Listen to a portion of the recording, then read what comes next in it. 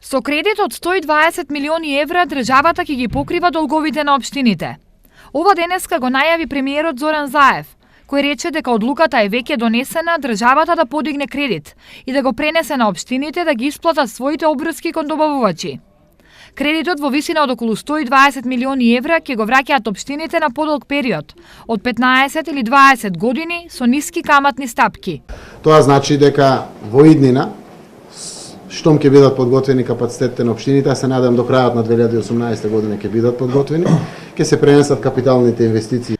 Ваквите најави се повеќе од добра вест за општините од истокот, каде од вкупно 11 градоначалници, мандат со блокирани сметки го започнаа дури 9. Обврските према доверители се над 22 милиони, обврските кон Светска банка по остав на задолжување се 18 милиони 699 илјади, обврски неисплатени кон советниците во износ од 1.117 илјади.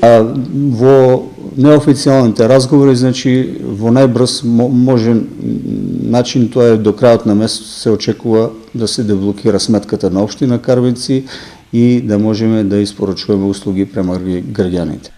Очекувањата се дека до крајот на 2018 година општините ќе бидат подготвени да преземат реализација на капитални проекти, односно да ги преземат изградбите на градинките и училиштата, како и раководењето на домовите на култура и дел од здравствените установи да се симне на локално ниво.